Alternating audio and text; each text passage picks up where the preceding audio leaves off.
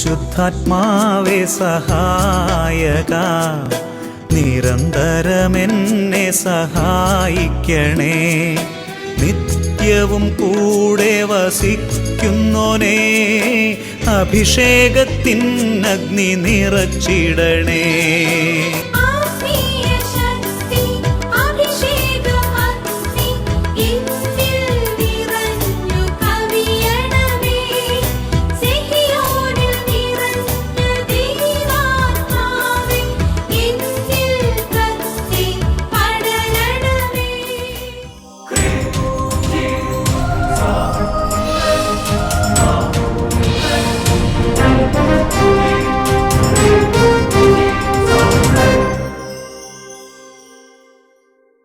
Praise the Lord. Praise the Lord. Hallelujah. Hallelujah. അഭിഷേകാഗ്നിയുടെ എല്ലാ പ്രേക്ഷകർക്കും രക്ഷിതാവും കർത്താവുമായ യേശുക്രിസ്തുവിൻ്റെ ധന്യനാമത്തിൽ കൃപയും സമാധാനവും.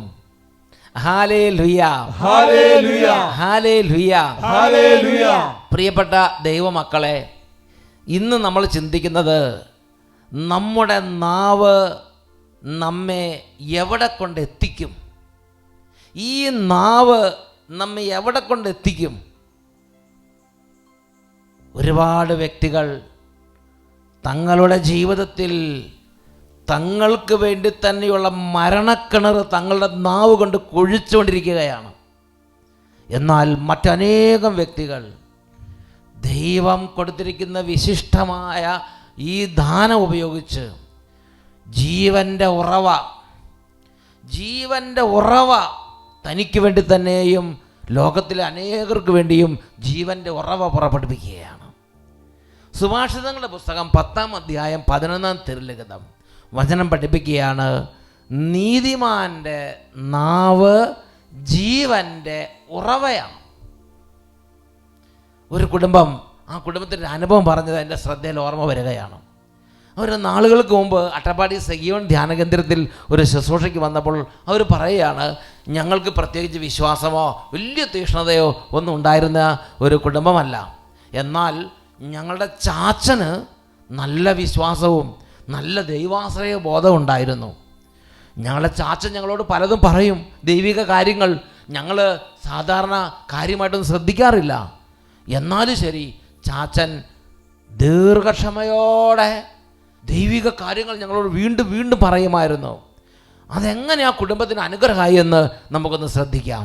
എൻ്റെ പേര് ബിൻസി ബിനോയ്. ഞങ്ങൾ കണ്ണൂർ ജില്ലയിലെ മാങ്ങോട് ഇടവകയിൽ നിന്ന് വരുന്നു. കണ്ണൂർ ജില്ലയിൽ നിന്നാണ് വരണത്. ഞങ്ങൾക്ക് മൂത്ത കുഞ്ഞുണ്ടായിട്ട് പിന്നീട് ഒരു 10 വർഷത്തേക്ക് കുഞ്ഞുങ്ങളൊന്നും ഉണ്ടായില്ല. രണ്ടാമത് അങ്ങനെ ഇരിക്കും ഞങ്ങൾ ഒരുപാട് മരുന്നുകൾ കഴിക്കുകയും ഡോക്ടർമാരെ മാറി മാറി മൂത്ത 2 കുട്ടികൾ ഉണ്ടായതിനു ശേഷം മൂത്ത ഒരാൾ ഉണ്ടായതിനു ശേഷം 10 വർഷമായിട്ട് മക്കൾ ഉണ്ടാകണില്ല. ഒരു തടസ്സം. എന്നിട്ട് മരുന്നുകളൊക്കെ ഒരുപാട് കഴിച്ചു. അങ്ങനെ ഇരിക്കുമ്പോഴാണ് ചാച്ചനിവിടെ എല്ലാ മാസത്തെയും ആദ്യ വെള്ളിയാഴ്ചത്തെ ഇതിൽ കൺവെൻഷനിൽ പങ്കെടുക്കാൻ വരുമായിരുന്നു. അങ്ങനെ ചാച്ചൻ 1-2 പ്രാവശ്യം പറഞ്ഞ് ഞങ്ങൾ വന്നില്ല. ചാച്ചൻ ഇവിടെ വന്ന് പങ്കെടുത്തപ്പോൾ ചാച്ചന് പരിശുദ്ധാത്മാവ് നല്ലൊരു ബോധ്യം കൊടുത്ത്, എൻ്റെ മക്കൾ ഇവിടെ വന്ന് പ്രാർത്ഥിച്ചാൽ അവരെ കണ്ണുനീര് കർത്താവ് തുടയ്ക്കും, അവർക്ക് കർത്താവ് അവരുടെ നിലവിളി കേട്ട് ഉത്തരം കൊടുക്കുമെന്ന് ചാച്ചന് പരിശുദ്ധാത്മ ബോധ്യം കൊടുത്തു. ചാച്ചൻ തിരിച്ചു എന്ന് പറഞ്ഞു, മക്കളെ നമുക്ക് അട്ടപ്പാടി പോയി പ്രാർത്ഥിക്കാം എന്ന് പറഞ്ഞു. വരാതായപ്പോൾ ചാച്ചനൊരു CD ആയിട്ട് പിന്നെ ഒരിക്കൽ വന്നത്, ഒരു ധ്യാനം കൂടി വന്നപ്പോൾ CD അല്ലേ, മക്കളെ നൽകുന്ന. അപ്പോൾ ചാച്ചൻ ഇവിടെ നോക്കപ്പെടുത്തേനും മക്കളെ നൽകുന്ന ദൈവം എന്നൊരു CD കണ്ട. ആ ചാച്ചന്മാരുടെ സ്നേഹം കണ്ട. ആ ചാച്ചൻ എന്നിട്ട് ഒരു CD വാങ്ങി ഇവർക്ക് കൊണ്ട് കൊടുത്ത്. CD കാണുമ്പോൾ എന്നോട് പറഞ്ഞു, ഇച്ചിരി വിശ്വാസത്തോടു കൂടിയേ ഇത് കാണാവുള്ളൂ, അല്ലെങ്കിൽ ഇതിൻ്റെ ഒന്നും ഫലം കിട്ടുകയില്ലെന്ന് പറഞ്ഞു. അങ്ങനെ ഞങ്ങളിത് കണ്ട് ആ മാസം അത് കണ്ടുകൊണ്ടിരിക്കുമ്പോൾ ഞാൻ പറഞ്ഞു, എനിക്കൊരു കുഞ്ഞുണ്ടാവുകയാണെങ്കിൽ, രണ്ടാമതൊരു കുഞ്ഞിനെ കൂടി നൽകുകയാണെങ്കിൽ അട്ടപ്പാടിയിൽ വന്ന് സാക്ഷ്യപ്പെടുത്തിക്കോളാമെന്നും. 5 രണ്ടുപേരും ആ ചാച്ചൻ പറഞ്ഞ് ശരിക്കും സ്വീകരിച്ചു. വിശ്വാസത്തോടെ ഇവർ ആ CD കണ്ടിട്ട് പറഞ്ഞു, ദൈവമേ ഇതുപോലുള്ള അത്ഭുതങ്ങൾ ഞങ്ങളുടെ കുടുംബത്തിലും ചെയ്യാൻ അങ്ങേക്ക് കഴിയും. ഞങ്ങൾക്കൊരു കുഞ്ഞിനെ തരികയാണെങ്കിൽ, ഞങ്ങൾക്ക് ആദ്യത്തെ കുഞ്ഞുണ്ട്, 10 വർഷമായിട്ട് പിന്നെ മക്കളില്ലാതിരിക്കുകയായിരുന്നു. രണ്ടാമതൊരു കുഞ്ഞിനെ തരികയാണെങ്കിൽ ഞങ്ങൾ ആ കുഞ്ഞുമായിട്ട് അട്ടപ്പാടി വന്ന് അങ്ങയുടെ തിരുനാമം മഹത്വപ്പെടുത്താമെന്ന് സാക്ഷ്യം പറയാമെന്ന് നേർന്നു. സാക്ഷ്യപ്പെടുത്തിക്കോ. 5 മാസത്തെ ആദ്യ വെള്ളിയാഴ്ച ഞാനിവിടെ വന്ന് കൂടിക്കൊള്ളാമെന്നും പറഞ്ഞായിരുന്നു. അങ്ങനെ ആ മാസം 2017 ഓഗസ്റ്റ് 6-ാം തീയതിയിലുള്ള ഞങ്ങളുടെ ആ വെള്ളിയാഴ്ചത്തെ ആദ്യ വെള്ളിയാഴ്ചത്തെ ശുശ്രൂഷയ്ക്ക് വന്നു. വന്ന് ഇവിടെ കൂടിയപ്പോൾ അച്ഛൻ ഇങ്ങനെ വിളിച്ചു പറഞ്ഞിരുന്നു 9 വർഷങ്ങൾക്ക് ശേഷം ഒരു ദമ്പതികൾക്ക് കുഞ്ഞുങ്ങളെ നൽകി ദൈവം അനുഗ്രഹിക്കുന്നു എന്ന്. ഞങ്ങളത് ദമ്പതി വരായിരുന്നു. എന്നിട്ട് അങ്ങനെ അതുകൂടി ഞങ്ങൾ വീട്ടിലോട്ട് പോയി. ആ മാസം തന്നെ ഞാൻ പ്രഗ്നൻ്റ് ആണെന്ന് അറിഞ്ഞു.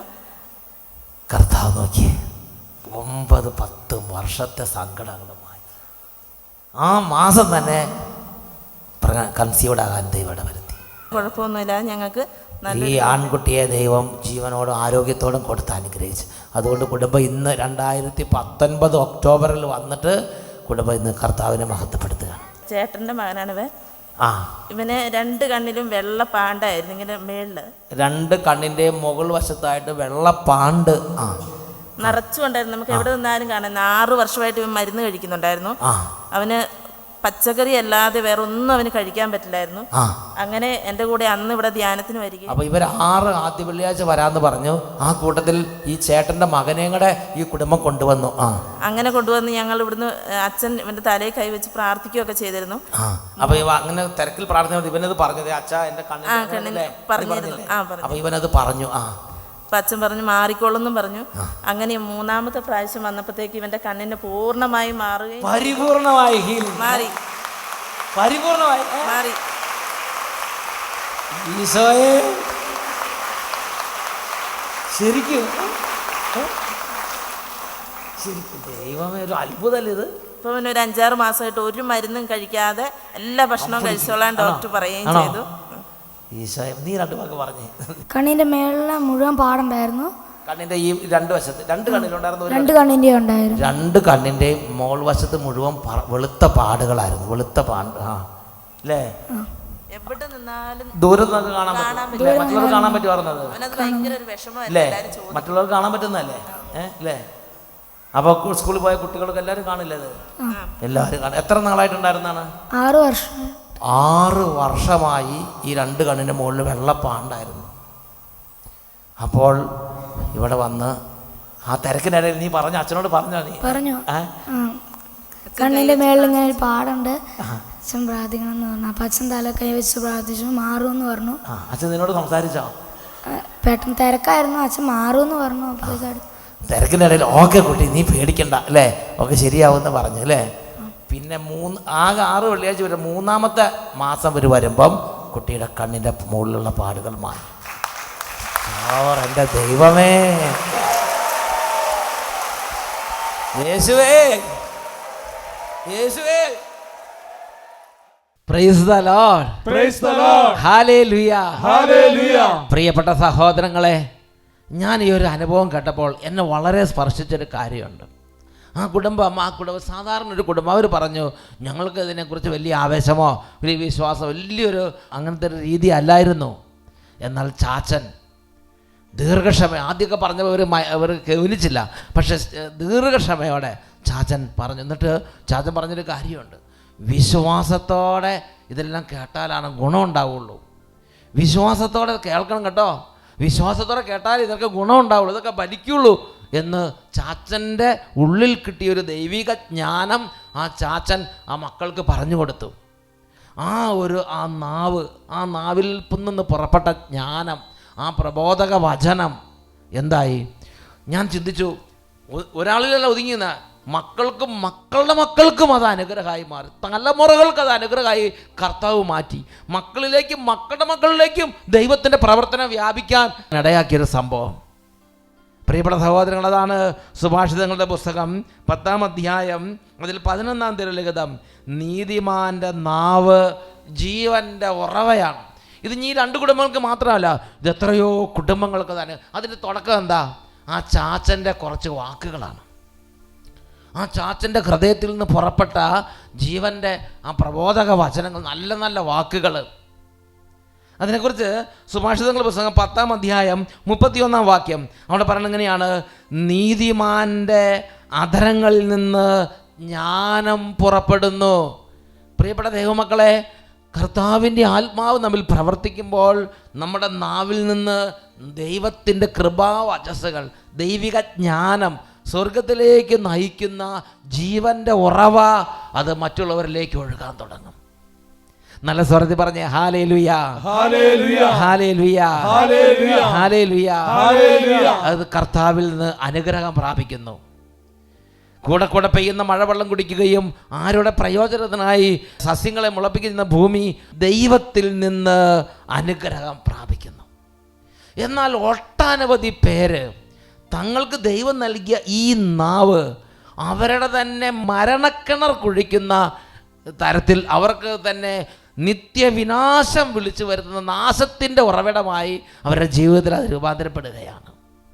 ഞാൻ ഓർക്കുന്നുണ്ട്, ചില ആളുകളുടെ അനുഭവം എന്നോട് ചിലപ്പോൾ വന്ന് പറയാറുണ്ട്, അച്ഛാ ഞാൻ ശരിക്കും പള്ളിയിൽ പോയിക്കൊണ്ടിരുന്നതാ, ഞാൻ ശരിക്കും പ്രാർത്ഥിച്ചുകൊണ്ടിരുന്നതാ, എനിക്ക് ശരിക്കും ഈ അച്ഛന്മാരെയൊക്കെ നല്ല വിശ്വാസമായിരുന്നു, എനിക്ക് ശരിക്കും വിശുദ്ധ കുർബാനയിലും പ്രാർത്ഥനയിലൊക്കെ വിശ്വാസം ഉണ്ടായിരുന്നു.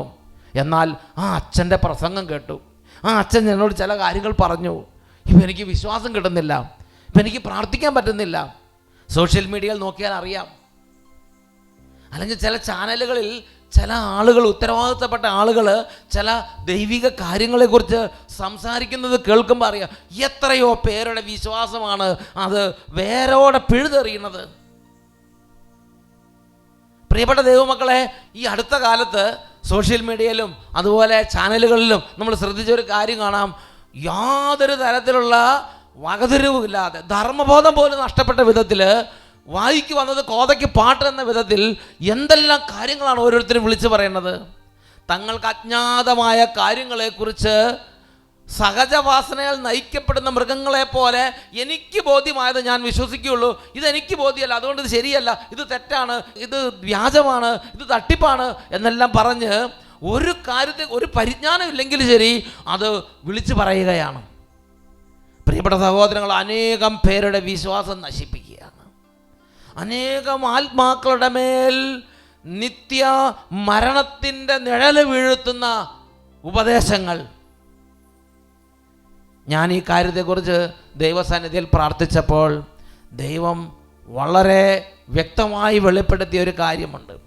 പാതാളം സീമാതീതമായി വാപിളർന്നു വിനാശം കണ്ണു തുറന്ന് കാത്തിരിക്കുന്ന വിധം നമ്മളെ ആത്മാവിനെയും ശരീരത്തെയും ജീവിതം നശിപ്പിക്കുന്ന പാപമേഖലയാണ് ഉത്തരവാദിത്തമില്ലാത്ത സംസാരം, ഉത്തരവാദിത്തമില്ലാത്ത വാക്കുകൾ.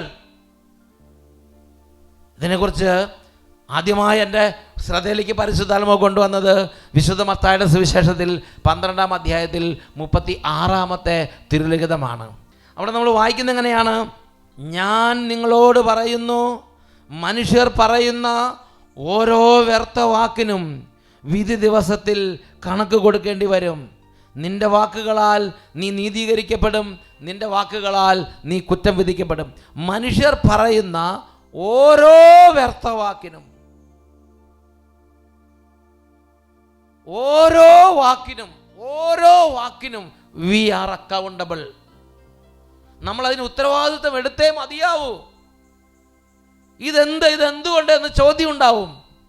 ഞാനും നിങ്ങളും ന്യായപീഠത്തിൽ നിൽക്കേണ്ടവരാണെന്ന് ദൈവത്തിൻ്റെ വചനം വ്യക്തമായി പഠിപ്പിക്കുന്നുണ്ട്. ഞാനും നിങ്ങളും കർത്താവിന് മുമ്പിൽ ന്യായപീഠത്തിൽ നിൽക്കുമ്പോൾ നമ്മുടെ ഓരോ വാക്കിനും ഞാനും നിങ്ങൾ ന്യായം ബോധിപ്പിച്ചേ മതിയാവും. ഇതെന്തുകൊണ്ട് എന്ന് ചോദ്യം ഉണ്ടാവും. പ്രിയപ്പെട്ട സഹോദരങ്ങളെ, ഇത് പഠിപ്പിക്കുന്നത് മാറ്റത്തിൻ്റെ നിഴലോ ഇല്ലാത്ത പിതാവിൻ്റെ ഏകജാതനായ യേശു. ആകാശം മാറിയാലും ഭൂമി മാറിയാലും ഈ വചനങ്ങൾ വള്ളിയോ പുള്ളിയോ മാറുകയില്ല എന്ന് പറഞ്ഞ ദൈവപുത്രൻ അവൻ പഠിപ്പിക്കുകയാണ്, സത്യം സത്യമായി ഞാൻ നിങ്ങളോട് പറയുന്നു, മനുഷ്യർ പറയുന്ന ഓരോ വ്യർത്ഥ വാക്കിന് പോലും വിധി ദിവസത്തിൽ വി ആർ അക്കൗണ്ടബിൾ. കണക്ക് ബോധിപ്പിക്കേണ്ടി വരും. നമ്മുടെ വാക്കുകൾ നമുക്ക് മരണക്കിണറായി മാറും. വിശുദ്ധ മത്തായിയുടെ സുവിശേഷത്തിൽ 5-ാം അധ്യായം 21-22 തിരുലിഖിതങ്ങൾ. Matthew chapter 5 verses 21 and 22. കൊല്ലരുത്, കൊല്ലുന്നവൻ ന്യായവിധിക്ക് അർഹനാകും എന്ന് പൂർവികരോട് കൽപ്പിക്കപ്പെട്ടിട്ടുള്ളതായി നിങ്ങൾ കേട്ടിട്ടുണ്ടല്ലോ. എന്നാൽ ഞാൻ നിങ്ങളോട് പറയുന്നു, സഹോദരനോട് കോപിക്കുന്നവൻ ന്യായവിധിക്ക് അർഹനാകും. സഹോദരനെ ബോഷ എന്ന് വിളിക്കുന്നവൻ ന്യായാധിപ സംഘത്തിൻ്റെ മുമ്പിൽ നിൽക്കേണ്ടി വരും. എന്താ ഇതിൻ്റെ അർത്ഥം? ദൈവപുത്രനായ യേശു പഠിപ്പിക്കുകയാണ്. പഴയ നിയമത്തിൽ പണ്ട് മോശ കൽപ്പിച്ചിട്ടുണ്ട്, കൊന്നാൽ കൊലപാതകത്തിന് ന്യായം ബോധിപ്പിക്കേണ്ടി വരും, ന്യായവിധിക്ക് നമ്മൾ നിൽക്കേണ്ടി വരും. കൊലപാതകം വളരെ ഗൗരവമുള്ള തീരുമാനം. യേശുക്രിസ്തു വ്യക്തമായി പഠിപ്പിക്കുകയാണ്. സത്യം സത്യമായി ഞാൻ നിങ്ങളോട് പറയുന്നു എന്ന് പറഞ്ഞ് വലിയ നിത്യ സത്യത്തിൻ്റെ ഉത്ബോധനങ്ങൾ നൽകുന്ന ദൈവത്തിന് യേശു പഠിപ്പിക്കുകയാണ്, ഇതാ ഞാൻ നിങ്ങളോട് പറയുന്നു, ഐ ടെൽ യു, സഹോദരനോട് കോപിക്കുന്നവൻ ന്യായവിധിക്ക് അർഹനാകും.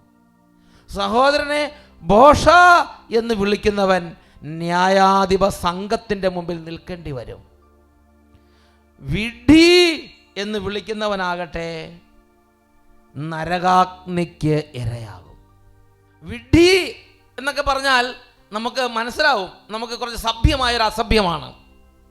എന്നാൽ ഇന്ന് ഓരോരുത്തരും ഉപയോഗിക്കുന്ന തരം താണ വാക്കുകൾ, അത് സോഷ്യൽ മീഡിയയിൽ ഉപയോഗിച്ചാലും ചാനലിൽ ഉപയോഗിച്ചാലും തമ്മിലുള്ള കോൺവെർസേഷൻ ഉപയോഗിച്ചാലും വീട്ടിൽ ഉപയോഗിച്ചാലും നാട്ടിൽ ഉപയോഗിച്ചാലും ശത്രുവിനോട് ഉപയോഗിച്ചാലും വാക്ക് തന്നെ.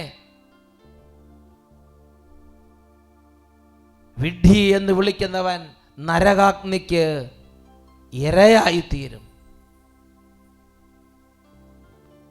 ദൈവമക്കളെ, നാം പറയുന്ന ഓരോ വാക്കിനും ഉത്തരവാദിത്വം എടുക്കേണ്ടി വരും. We are accountable. നമ്മുടെ വാക്കുകൾ നമുക്ക് മരണക്കിണറായി രൂപാന്തരപ്പെടും. പ്രതികാരം സിംഹത്തെ പോലെ എന്നെയും നിങ്ങളെ കാത്തിരിക്കുകയാണ്. ഉത്തരവാദിത്തരഹിതമായി വാക്കുകൾ ഉപയോഗിച്ചാൽ. വിശുദ്ധ മത്തായിയുടെ സുവിശേഷം 18-ാം അധ്യായം 6-ാമത്തെ തിരുലിഖിതത്തിലേക്ക് നമുക്ക് പോകാം. Matthew chapter 18 verse 6. അവിടെ നമ്മൾ വായിക്കുന്നത് എങ്ങനെയാണ്? എന്നിൽ വിശ്വസിക്കുന്ന ഈ ചെറിയവരിൽ ഒരുവന് ദുഷ്പ്രേരണ നൽകുന്നവൻ ആരായാലും അവന് കൂടുതൽ നല്ലത് കഴുത്തിൽ ഒരു വലിയ തിരികല്ല് കെട്ടി കടലിൻ്റെ ആഴത്തിൽ താഴ്ത്തപ്പെടുകയായിരിക്കും. കഴുത്തിലൊരു വലിയ തിരികല്ല് കെട്ടി കടലിൻ്റെ ആഴത്തിൽ താഴ്ത്തപ്പെടുക. കരുണ എന്ന് പറഞ്ഞാൽ ചില കാര്യങ്ങളിൽ കർത്താവിന് രണ്ട് പക്ഷമില്ല. അങ്ങനെയാകാം ഇങ്ങനെയാകാം, രണ്ട് പക്ഷമില്ല. വേർപാട് ആചരിക്കേണ്ടത് വേർപാട് ആചരിക്കണം, നിലപാട് എടുക്കേണ്ടത് നിലപാട് എടുക്കണം, മുറിയേണ്ടത് മുറിയണം, തീരുമാനം എടുക്കേണ്ടത് തീരുമാനം എടുക്കണം. ഇന്ന് ഇവിടെ ഒരു തീരുമാനം എടുക്കേണ്ട ഒരു ജംഗ്ഷനാണ്, ഒരു പോയിന്റാണിത്.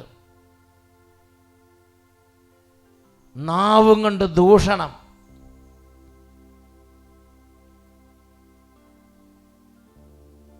നാവും കൊണ്ട് എനിക്കും നിങ്ങൾക്കും ഇഷ്ടമില്ലാത്തവരെ നാവും കൊണ്ട് വധിക്കുക, മറ്റുള്ളവരുടെ വിശ്വാസം നശിപ്പിക്കാൻ തക്കവണ്ണമുള്ള.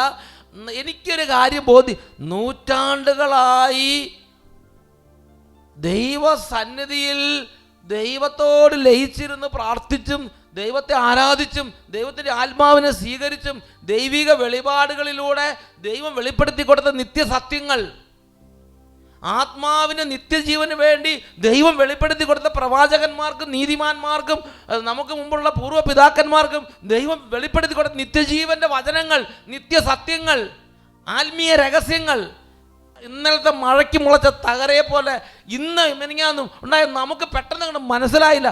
പതിറ്റാണ്ടുകളായി സഹസ്രാബ്ദങ്ങളായുള്ള നിത്യജീവൻ്റെ വചനങ്ങളെ എനിക്ക് മനസ്സിലായില്ല, എനിക്കറിയാൻ പാടില്ല, എനിക്ക് ഉൾക്കൊള്ളാൻ പറ്റുന്നില്ല എന്നൊരൊറ്റ ഒരു സിംഗിൾ റീസൺ, ഒറ്റ കാരണം അതേ ഉള്ളൂ. പാടെ അടച്ചധിക്ഷേപിക്കുക. പ്രിയപ്പെട്ട ദൈവമക്കളെ, അറിഞ്ഞു ചെയ്താലും അറിയാതെ ചെയ്താലും തെറ്റ് തന്നെയാണ്. അറിയാൻ നമുക്ക് ഉത്തരവാദിത്വമുണ്ട്. അറിഞ്ഞില്ല കേട്ടില്ല എന്നുള്ളതൊരു ന്യായീകരണമല്ല. ലേവ്യരുടെ പുസ്തകം 5:17, കർത്താവ് വിലക്കിയിട്ടുള്ളവയിൽ ഏതെങ്കിലും ഒന്ന് ലംഘിച്ച് പാപം ചെയ്യുന്നവൻ അറിയാതെയാണ് അത് ചെയ്തതെങ്കിൽ തന്നെയും കുറ്റക്കാരനാണ്. അവൻ തൻ്റെ തെറ്റിൻ്റെ ഉത്തരവാദിത്വം വഹിച്ചേ മതിയാവൂ. Book of Leviticus chapter 5:17. അറിയുക എന്നുള്ളത് നമ്മുടെ ഉത്തരവാദിത്വമാണ്.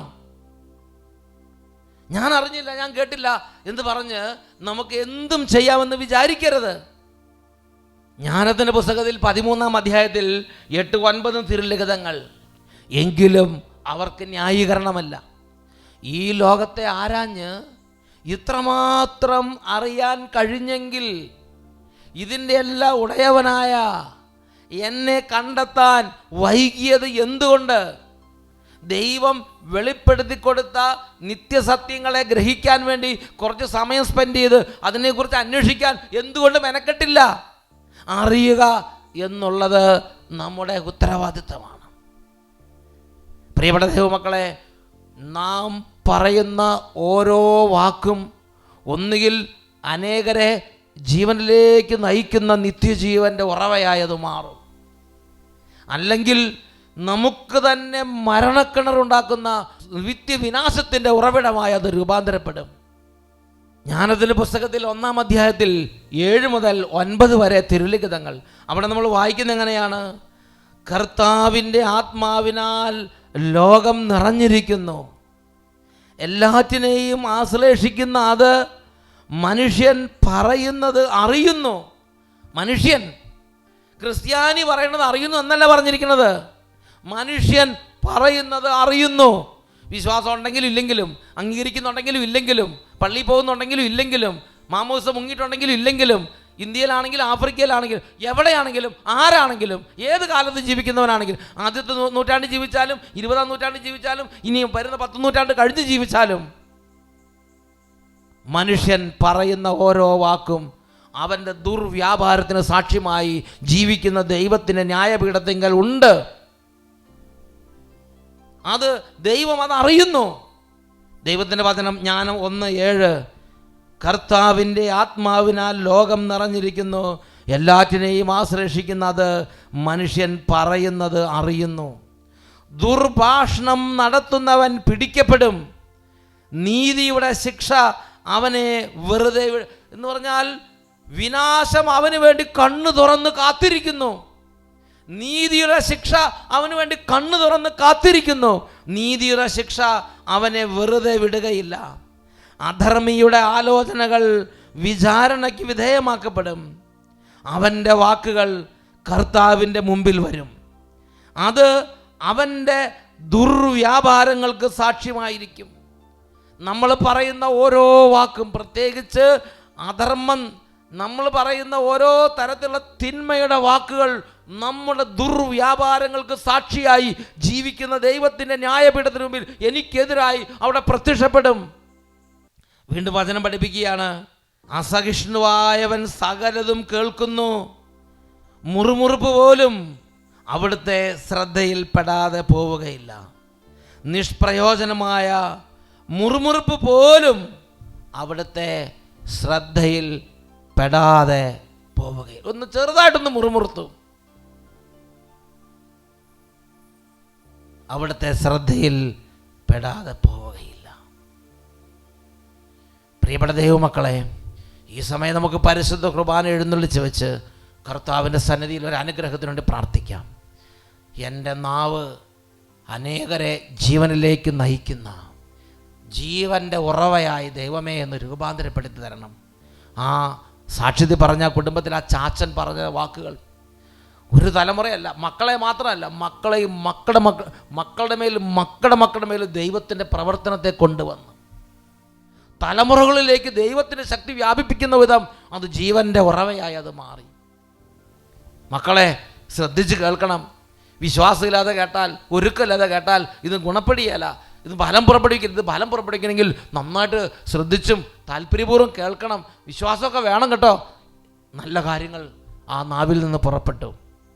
നീതിമാൻ്റെ അധരം ജീവൻ്റെ ഉറവയായി കർത്താവ് പരിണമിപ്പിക്കും. നമുക്ക് ഈ ആരാധനയുടെ സമയത്ത് പ്രാർത്ഥിക്കാം.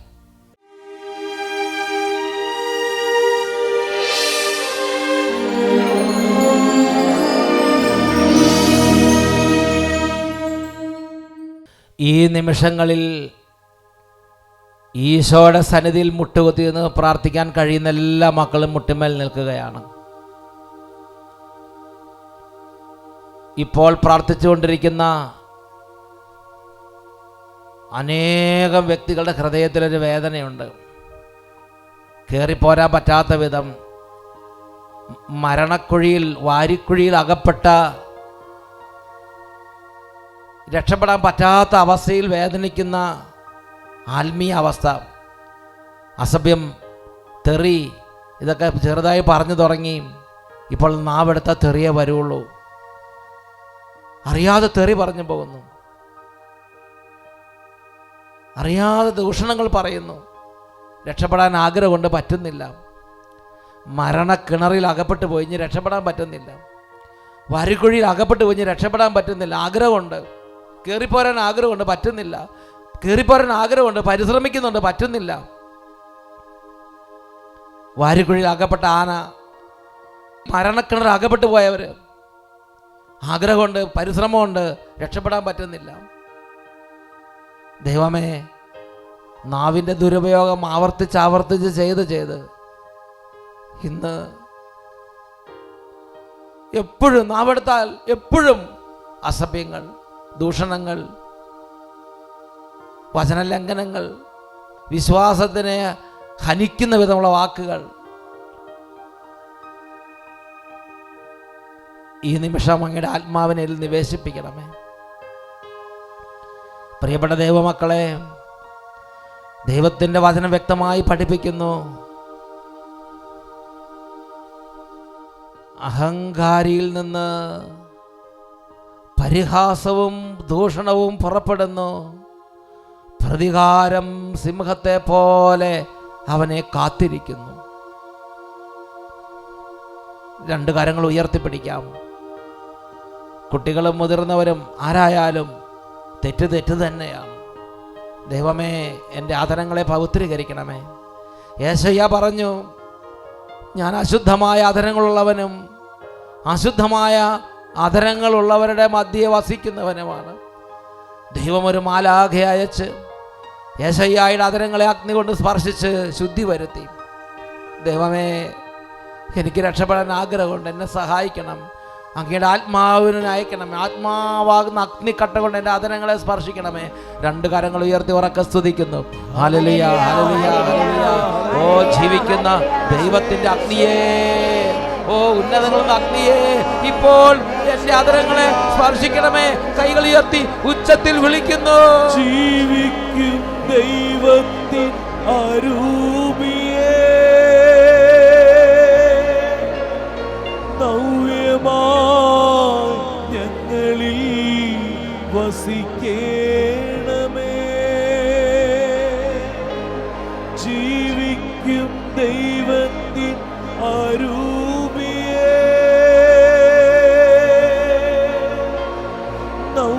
നവ്യമായി ഞങ്ങളിൽ വസിക്കേണമേ. ഉരുക്കി ഞങ്ങളെ വാർത്തെടുക്കൂ, സ്നേഹം നിറച്ചു നീ ഉപയോഗിക്കൂ. ഉരുക്കി ഞങ്ങളെ വാർത്തെടുക്കൂ, സ്നേഹം നിറച്ചു നീ ഉപയോഗിക്കൂ. സ്നേഹം നിറച്ചു നീ ഉപയോഗിക്കൂ. ദിവ്യകാരുണ്യ ആശീർവാദം നൽകപ്പെടുന്ന ഈ സമയത്ത് എല്ലാ ദൈവമക്കളും, എല്ലാ കുടുംബങ്ങളും കൈകൾ നന്നായിട്ട് ഉയർത്തിപ്പിടിക്കുക. യേശുവിനെ ഉച്ചത്തിൽ വിളിക്കുക. അവിടുത്തെ ആത്മാവ് നിറയുന്ന സമയമാണ്. അനേക തലമുറകളായുള്ള പാരമ്പര്യ സ്വഭാവങ്ങൾ പോലും കഴുകാൻ കർത്താവിന് കഴിയും. ദൈവത്തിൻ്റെ ആത്മാവിന് കഴിയും. അവിടുത്തെ ആത്മാവ് നമ്മളെ വിശുദ്ധീകരിക്കുന്ന ആത്മാവാണ്. ആദരങ്ങളെ അഗ്നിക്കട്ട കൊണ്ട് തൊട്ട് യേശയ്യായെ പവിത്രീകരിച്ചതുപോലെ പവിത്രീകരിക്കാൻ കഴിവുള്ളവനാണ് ദൈവം. ഉച്ചത്തിൽ സ്തുതിക്കുന്നു. Hallelujah, hallelujah, hallelujah.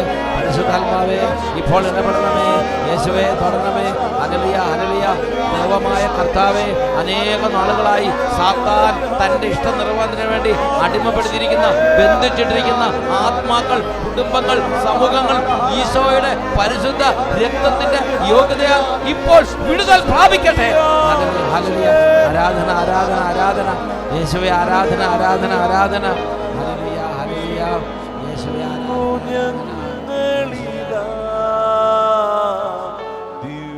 ദിവ്യനായക സവിധേ, ദിവ്യനായക സവിധേ.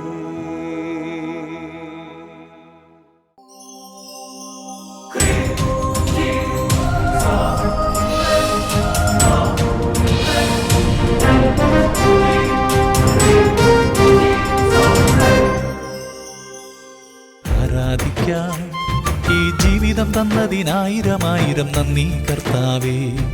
പാടി സ്തുതിക്കാം എനിക്കായുസു നൽകി നീ കോടാനുകോടി സ്തോത്രം കർത്താവേ. എത്രത്തോളം നിന്നെ സ്തുതിച്ചാലും മതി വരുമോ? എത്രകാലം നിന്നെ പുകഴ്ത്തിയാലും മതി തീരുമോ? എത്രത്തോളം നിന്നെ സ്തുതിച്ചാലും